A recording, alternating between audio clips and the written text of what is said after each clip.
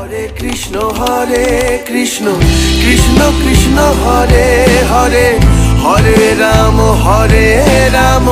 রাম রাম হরে হরে। পৃথিবীর সবথেকে বড় হিন্দু মন্দির তৈরি হচ্ছে নদিয়ায়। এই মন্দিরটি তৈরি করতে খরচ হচ্ছে প্রায় 1000 কোটি টাকা। বহু বছর ধরে এই মন্দিরের কাজ চলছে, তবে সব অপেক্ষার অবসান ঘটিয়ে 2024 সালের 2রা মার্চ এই মন্দিরের একটি ধাম খুলে দেওয়া হয়েছে সর্বসাধারণের জন্য। সেটা তো এবার ঘুরে দেখবই। এছাড়াও আপনাদের জানাবো এই মন্দিরে কিভাবে যাবেন, কিভাবে 40 থেকে 50 টাকা অথবা ফ্রিতে প্রসাদ খাবেন, এই মন্দিরের ভেতরে 150 টাকা দিয়ে কিভাবে নাইট স্টে করবেন এবং কোথায় বা প্রভুর প্রেমে মগ্ন হয়ে নাচতে নাচতে বলে উঠবেন রাধে রাধে। ভিডিওটি সম্পূর্ণ দেখার অনুরোধ রইল। জেম লাইফস্টাইলের নতুন আরেকটা ব্লগে আপনাদের সকলকে স্বাগত জানিয়ে শুরু করছি আজকে নতুন আরেকটা ব্লগ।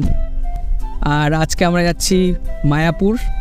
এটা হচ্ছে নিন্টু মামা, এটা হচ্ছে দিদা, আর এটা হচ্ছে অতনু মামা গাড়ি চালাচ্ছে।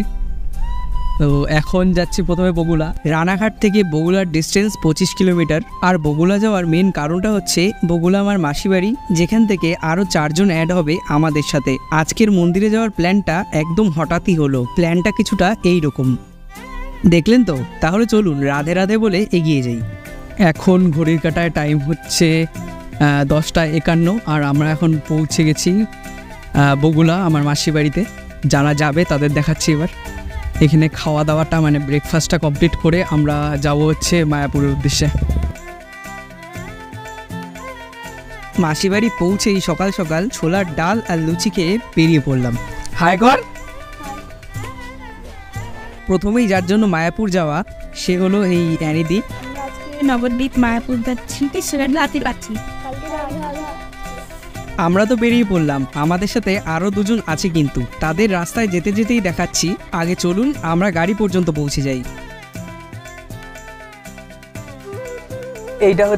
এটা হচ্ছে মিষ্টি পাগল, আর এটা হচ্ছে অ্যানিদি, আর এটা হচ্ছে আমাদের ওয়ান অ্যান্ড অনলি চিকু, যে অনেক দুরন্ত হলেও ক্যামেরার সামনে লাজুক। বগুলা থেকে মায়াপুরের দূরত্ব 38 কিলোমিটার, যেতে সময় লাগবে 1 ঘন্টা 4 মিনিট মতন। এবার বলে দিই আপনারা 58 টাকায় মায়াপুর কিভাবে আসবেন। 58 টাকায় 2 ভাবে মায়াপুর আসা যায়। আপনারা যদি শিয়ালদা লাইন থেকে আসতে চান তাহলে আপনাদের শিয়ালদা কৃষ্ণনগর লোকাল ধরে চলে আসতে হবে কৃষ্ণনগর। আপনাদের ট্রেন ভাড়া নেবে 25 টাকা, আর কৃষ্ণনগর নেবে 30 টাকা দিয়ে অটো বা টোটো ভাড়া করে আপনাদের পৌঁছে যেতে হবে জলঙ্গি নদীর ঘাটে, যেখানে পৌঁছে 3 টাকার বিনিময়ে ফেরি ভাড়া করে আপনারা চলে যাবেন মায়াপুর।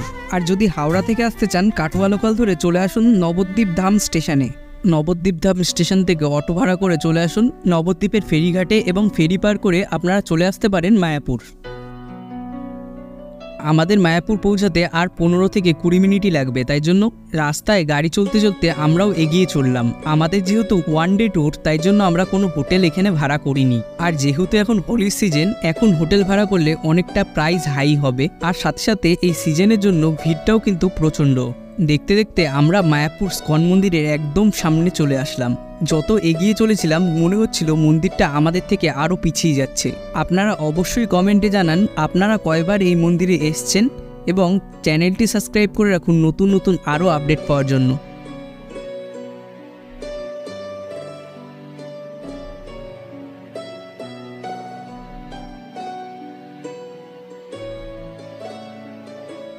আমরা যেমন প্রাইভেট গাড়িতে এসেছিলাম, আপনারাও যদি প্রাইভেট গাড়িতে আসেন, স্কন ক্যাম্পাসের ভেতরেই পার্কিং লট আছে, যেখানে 24 ঘন্টায় আপনাদের কাছ থেকে চার্জ করা হবে 150 টাকা। 150 টাকা পার্কিংয়ের চার্জ দিয়ে আমরা এগিয়ে চললাম গাড়ি পার্কিং করার জন্য। কিন্তু আমি অনেকবারই এই ইস্কন মন্দিরে এসেছি, তবে এরকম সাজানো এই প্রথমবার আমার চোখে পড়ল। নতুন জিনিস যা দেখলাম সেগুলো হচ্ছে স্কন ক্যাম্পাসের ভেতরে অনেক রকমের মেলার মতো দোকান বসেছে, আর এখানের গাছপালা লাইট দিয়ে আলাদাভাবেই সাজানো ছিল।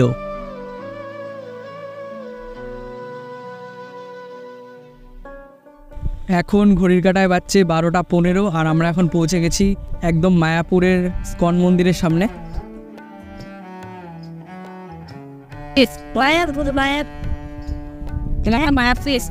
মায়াপুর ওইদিকে তাকিয়ে বলছি। মোটামুটি সবাইকে ভিডিওতে দেখিয়েছি। আর এটা হচ্ছে আমার মাসি। আর চিকু কিন্তু ক্যামেরার সামনে এখনও লজ্জা পাচ্ছিল। পেছনে এই বাঁশের স্ট্রাকচারটা দেখে মনে হচ্ছিল কোনো একটা প্রোগ্রাম হয়েছে। পার্কিং লটের মধ্যে ঘুরতে ঘুরতেই আমার কানে একটা কথা আসলো, যেটার পরে আমি খুব দুঃখিত হলাম। দুঃখ হওয়ার কারণ ছিল আজকে নাকি 40 টাকার ওপরে কোনো কুপনই পাওয়া যাবে না। তাই চলুন যাই। আমরা এখন প্রথমেই আগে যাচ্ছি কুপন কাটতে। খাওয়ার কুপনটা কেটে তারপর মন্দির ঘোরা শুরু করব। যখন স্কন ক্যাম্পাসের ভেতর থেকে হেঁটে যাচ্ছিলাম, এখানে অনেক লোকের সমাগম হয়েছিল। অন্য দিনের তুলনায় ভিড়টা দেখলাম আজকে অনেকটাই বেশি। আর যেতে যেতে আরেকটা খবর শুনে আমি আরও দুঃখ পেলাম। আমরা এখন চন্দ্রোদয় মন্দিরে ঢুকতে পারবো না, কারণ এখন বন্ধ হয়ে গেছে মন্দিরটা 12টার সময়। আবার 4টের সময় খুলবে, তখন আমরা মন্দিরে ঢুকবো। চলে আসলাম 1 নম্বর গেটের সামনে। সামনে আছে এটা মঠ, যে মঠটায় সারাদিন হরিনাম সংকীর্তন হয়ে থাকে। এটা কিন্তু প্রসাদের কুপনের লাইন। আপনারা যদি এই মন্দিরে কোনো সময় ঘুরতে আসেন, প্রথমে প্রসাদের কুপনটা কেটে নেবেন। দুপুর 1টা পর্যন্তই প্রসাদের কুপনটা এখানে পাওয়া যায়। যদিও ফেস্টিভ্যালের সময়, যেমন আমি হোলির পরের দিন গেছিলাম, আজকে কিন্তু 40 টাকার ওপরের কোনো কুপনই ছিল না। আমরা টিকিটটা কেটে নিয়েছি, 40 টাকা করে টিকিট, সেটাই পাওয়া যাচ্ছে। বাদ বাকি আর কোনো টিকিট পাওয়া যাচ্ছে না। কুপন কাটার পর আমরা এগিয়ে চললাম পুরনো চন্দ্রোদয় মন্দিরের ভেতরে মূর্তি দেখতে যাওয়ার জন্য। আর আপনাদের বলে রাখি, পুরনো চন্দ্রোদয় মন্দিরের পাশেই কিন্তু চন্দ্রোদয় গেস্ট হাউস আছে, যেখানে আপনারা থাকতে পারেন। হাঁটতে হাঁটতে ভিড় দেখতে দেখতে মনে হচ্ছিল আজকে মন্দিরটা খোলা পাবো, কিন্তু মন্দিরটা খোলা পেলাম না। আর যদিও মন্দির খোলা থাকতো, আমি ভিডিও করে দেখাতে পারতাম না, কারণ মন্দিরের ভেতরে কোনো রকম ফোন ক্যামেরা অ্যালাউ নেই। আর এবার নতুন চন্দ্রোদয় মন্দিরের পাশ থেকে টোটো ধরে আমরা এগিয়ে চললাম গোশালায় যাওয়ার জন্য। আর প্রথমে টোটোতে উঠেই যেটা আমাদের চোখে পড়ল গৌরঙ্গ কুঠির। আর এই গৌরঙ্গ কুঠিরে 150 টাকার বিনিময়ে আপনারা নাইট স্টে করতে পারেন। গৌরঙ্গ কুঠিরে রুম বুক করার জন্য আপনাদের আগে থেকে বুকিং করতে হবে, তাই জন্য স্ক্রিনে নাম্বারটা দেওয়া থাকলো। গৌরঙ্গ কুঠির পার করলেই আপনাদের চোখে পড়বে বড় একটা মাঠ। যেমনটা আপনাদের বললাম, আমরা হোলির পরের দিন গেছিলাম, তাই এখানে ফ্রিতে প্রসাদ দিচ্ছিল। এটা আজ থেকে 2-3 দিনের জন্য। তবে এছাড়াও একটা জায়গা আছে যেখানে 4 বেলা ফ্রিতে প্রসাদ দেয়। এই মাঠটা পার করলে আপনারা দেখতে পাবেন নিত্যানন্দ কুঠির। এইখানেও আপনারা খুব কম খরচায় থাকতে পারেন, তাই নাম্বারটা স্ক্রিনে দেওয়া থাকলো। যেখানে 4 বেলা ফ্রিতে প্রসাদ দেওয়া হয়, সেটা আমরা ঘুরে আসার সময় বলবো। তার আগে সামনেই পড়বে শ্রুতি ভবন, আপনারা চাইলে এখানেও থাকতে পারেন। স্টুডেন্ট হলে আলাদা ছাড়ের ব্যবস্থা আছে। দেখতে দেখতে আমরা পৌঁছে গেলাম গোশালার সামনে। গোশালায় ঢোকার মুখেই আপনাদের সর্বপ্রথম যেটা চোখে পড়বে এই কাউন্টারটা, যেখান থেকে আপনারা ঘি দুধ সব বাড়িতে নিয়ে যেতে পারেন, সাথে এইখানে বসেও টেস্ট করতে পারেন। আর গোশালার ভেতরে প্রবেশ করতেই আমাদের যেটা চোখে পড়লো এই বোর্ডটা। এখানে নাকি গোসেবাতে প্রতিদিন 55,900 টাকা খরচা হয়। গোশালায় গিয়ে অনেক রকমের গরু দেখলাম, তারপর দেখলাম অনেক বড় শিংআলা গরু। তবে বেশিরভাগ জায়গায় ফাঁকা ছিল, গরু সব খেতে গেছিল। আর অবাক করা বিষয় হলো, আমরা যখন ফেরত আসছিলাম তখনই দেখলাম সব গরু একসাথে আসছে।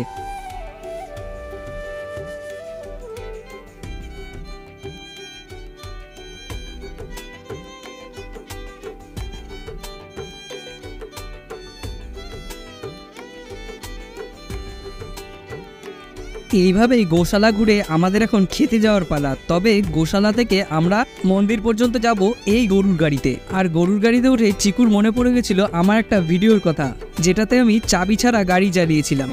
তারপর চাবি চালাতে হচ্ছে না, চাবি গাড়ি তো চালাতে চলে না। আমার গাড়িতে চলছিল চাবি ছাড়া, এমনি চলছিল। কটা Dog.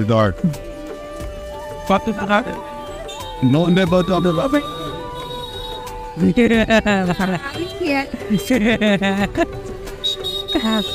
এই ভিডিওটা করার সময় আমার মনে পড়েনি যে আমার হাসি পাবে।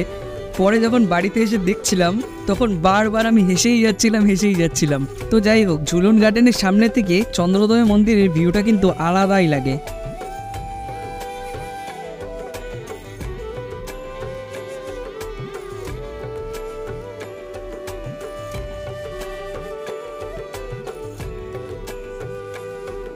এবার আপনাদের বলি ফ্রিতে প্রসাদ কিভাবে পাবেন। যখন আমরা গোশালা থেকে ফেরত আসছিলাম তখন এই দাদুর কাছ থেকে শুনতে পারলাম গৌরাঙ্গ কুটিরের একদম সামনেই ফ্রিতে প্রসাদ দেওয়া হয়। আর ফ্রিতে প্রসাদ খাওয়ার জন্য আপনাদের এই জায়গাটায় এসে লাইন দিতে হবে। দিনে 4 বার এখানে প্রসাদ দেওয়া হয়, তাও আবার একদম বিনামূল্যে। কিন্তু হোলির জন্য কিছুদিন এইখানে বন্ধ আছে প্রসাদ দেওয়া। এই প্রসাদ কাউন্টারটাই শিফট করে চলে গেছে মাঠে। দেখতেই পাচ্ছেন অন্নদান বলে লেখাই আছে। আর আমরা দেখতে দেখতে পৌঁছেই গেলাম একদম মন্দিরের সামনে। আর গরুর গাড়ি আমাদের নামিয়ে দিয়ে গেল ফুল রুম থিয়েটারের সামনে। এবার আমাদের দাঁড়াতে হবে প্রসাদ খাওয়ার লাইনে, কিন্তু অনেক বড় লাইন। 1 ঘন্টা ধরে প্রসাদের লাইনে দাঁড়িয়ে আছি, এখনো লাইন এগিয়েই যাচ্ছে। কখন শেষ হবে, কখন ঢুকবো তা জানি না। প্রসাদ খাওয়ার লাইনটা শুরু হয়েছিল একদম 1 নম্বর গেট, যেখান দিয়ে আমরা কুপন কেটেছিলাম সেইখান থেকে। আর এই মন্দিরের দোকানগুলো কিন্তু সব সময়ের। এবার চলো পাবলিক রিয়াকশন নিয়ে দেখি এতক্ষণ লাইনে দাঁড়িয়ে কি বলে। বলো তোমার এখন লাইনে দাঁড়িয়ে কেমন লাগছে? টাকা দিয়েছি ওই জন্য 40 টাকা দিয়েছি, তো খেতেই হবে, এরকম একটা ব্যাপার। মোটিভ নিয়ে যাক। হ্যাঁ, আর তোদের? আমাদের টাকার উপর মায়া দেয়, আমার বন্ধুটা না খেতে থাকবে ওই জন্য লাইনে দেয়। আর যদি টাকাটা যদি না দিলাম তাহলে দাস। কেন, কত বড় লাইন? কিছু না হলে মোটামুটি 5,500 কোথায় পেছনে আছি। 5,500? 5,500 না হলেও প্রায় 3,000 লোক আমাদের সামনে ছিল। তারপর গোল রাউন্ড মেরে 11টা পাক দিলাম। অবশেষে প্রায় 1.5 ঘন্টা পর আমরা প্রসাদের লাইনের প্রথম দিকে পৌঁছলাম। কে জানে এখন কটা বাজে। এখন ঘড়ির কাঁটায় প্রায় 3টে বাজে, আর আমরা এখন প্রসাদ নিতে ঢুকছি। মানে 1:30 থেকে লাইন দিয়ে 3টে পর্যন্ত লাইনে দাঁড়িয়ে এখন প্রসাদ হলে প্রবেশ করছি। আপনারা যদি 40 টাকার কুপনই কেটে থাকেন তাহলে আপনাদের এইখান থেকে এই খাবারটা খেতে হবে। আমরা সবাই লাইন দিয়ে বসে পড়লাম। আর প্রথমেই আমাদের পাতা, গ্লাস আর জলটা দিয়ে গেল। এরপরে মেন কোর্সে ছিল খিচুড়ি, আলু ফুলকপির তরকারি, ভাত, আলু কুমড়োর ঘ্যাট, ডাল। তাই জন্য খেতে বেশি টাইম লাগলো না। এখন ঘড়ির কাঁটায় বাজে 3:30, আর আমরা এখন প্রসাদ খেয়ে বেরালাম।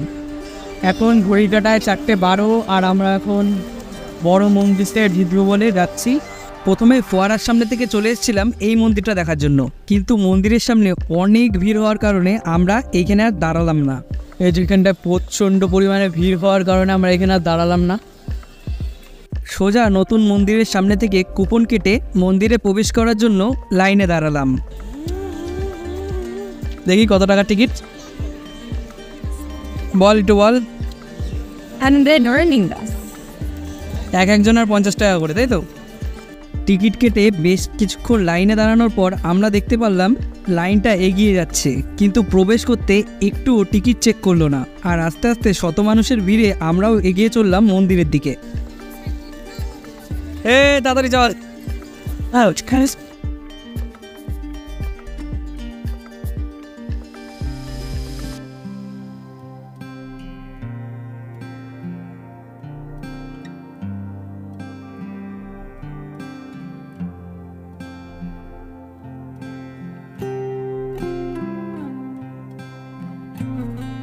মন্দিরে প্রবেশ করার আগেই এইখানটায় দাঁড়িয়ে কিছুক্ষণ ফটো তুললাম সবাই মিলে। তারপরে মন্দিরের ভেতরে প্রবেশ করতে আমার চোখে পড়ল সুন্দরভাবে সাজানো এই মণ্ডপটা, যেখানে নৃসিংহদেব থাকবেন। ভেতরটা যতক্ষণ ঘুরছিলাম বেশ ভালো লাগছিল, আর মনের মধ্যে একটা পজিটিভ ভাইব আসছিল। আমি চাইবো এই শান্তিটা, এই পজিটিভ ভাইবগুলো আপনারা নিজে এসে ফিল করুন।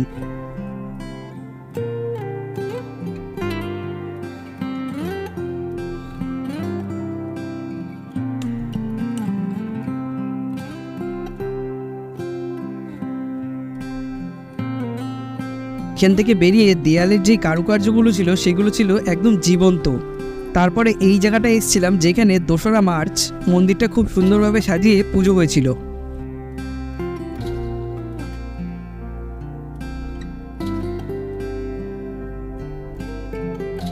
ভেতরটা ঘুরতে ঘুরতে যখন বাইরে গেলাম এই মূর্তিটা দেখে অবাকই হয়েছিলাম।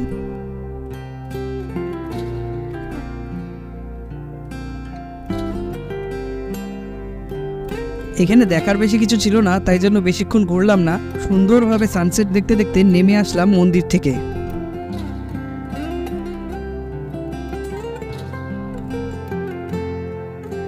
মন্দির থেকে বেরিয়ে সেই চারটা দেখতে পেলাম, যেটা আপনাদের সাথে শেয়ার করলাম। তারপরে বিকাল হতে হতে আমরা চলে এসেছিলাম এই জায়গাটায়, যেখানে ফরেনাররা এসে হরিনাম সংকীর্তন করে থাকেন। আর আপনারা যদি এখানে এসে একবার দাঁড়ান, কথা দিচ্ছি আপনি ডিপ্রেশন অ্যাংজাইটি থেকে বেরিয়ে আসতে পারবেন। আমার তো হাত পাগুলো একা একাই নাচতে শুরু করেছিল। यमुना जी तो कारी कारी राधा गोरी गोरी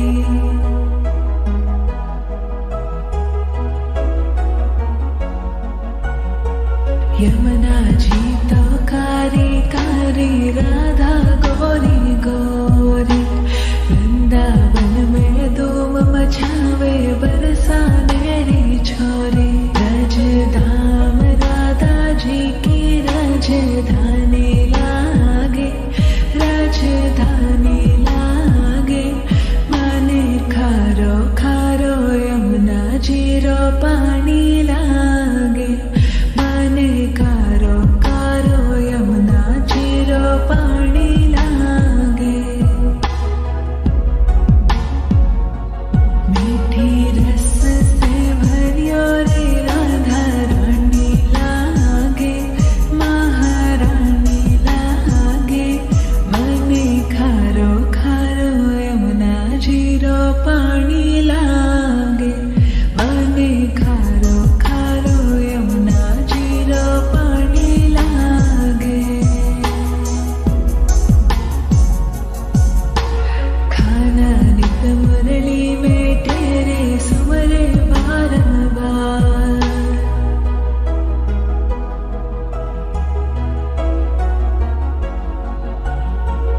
खाना नित मुरली में तेरे सुमरे बारंबार कोटिन रूप धरे मन मोहन तो न पावे पार रूप रंग की छबीली पट्टे रानी लागे पट्टे रानी लागे मने खारो खारो यमुना जीरो पानी लागे मने खारो खारो यमुना जीरो पानी लागे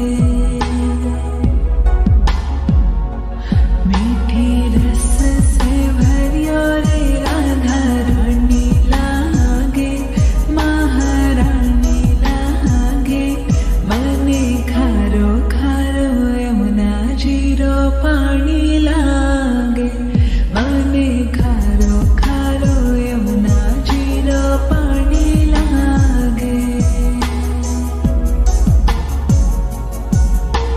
ना भावे मने माखन मिसरी रबना এভাবেই আমার মায়াপুর ভ্রমণ শেষ হলো। আজকের ভিডিওটা এই পর্যন্তই।